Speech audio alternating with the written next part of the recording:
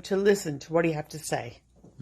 I just got my first look at this beautiful book, and there's pictures in it and everything, but the most important thing is that it was my grandfather, and I went with him, I traveled with him, and he was a really all-American guy. I mean, this country, he loved it because he came here and he had nothing, and this is a book about love, and it's about a man who loved his country, and it's just one of them. It's so beautifully written and handled.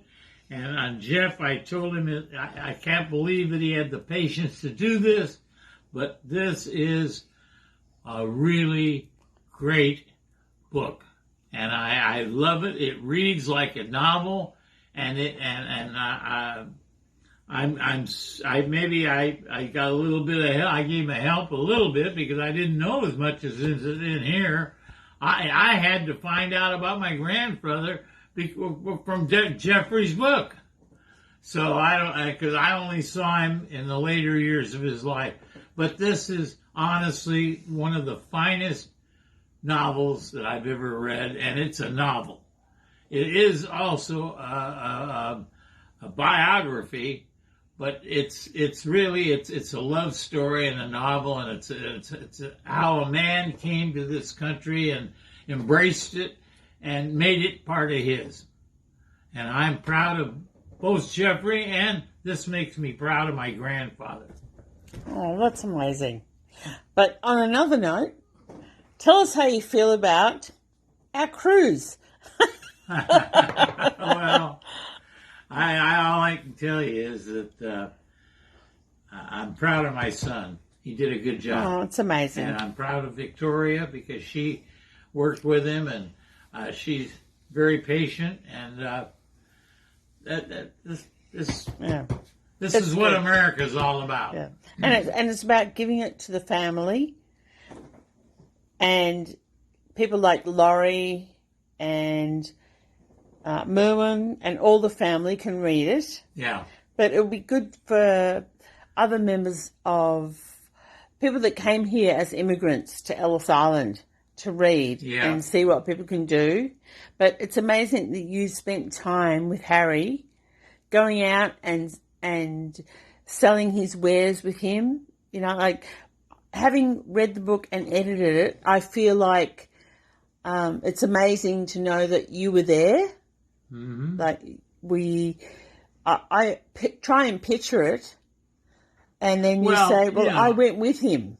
You know, Harry Jacobs was a great man, loved his country, but he was no angel. No, he wasn't easy to be around. He had a short temper. A lot of things. But I never realized, because he never talked about any of this. So I never realized the depth of the man. Yes, exactly. And you didn't realize, first of all, the depth of his love for Ida.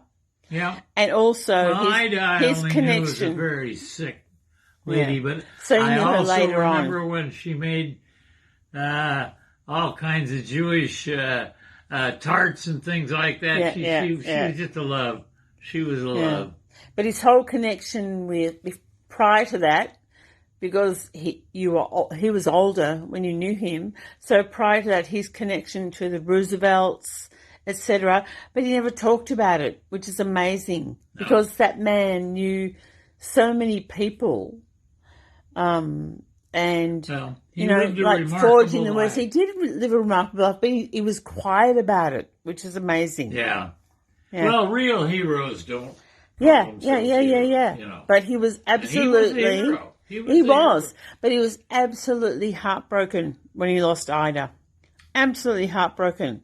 And I think didn't speak about that either, he didn't speak about how he lost Ida.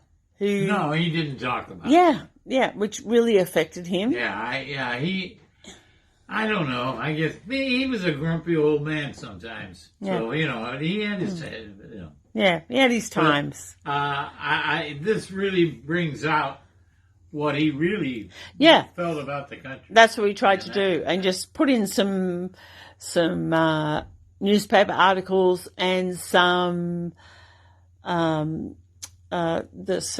things that we knew about him from Merwin and people like him, and we didn't know. No, so, that's right. And we put it in. It's like, thank God somebody has done this. And I thank God because all the family talked well, for years. yeah, that's right.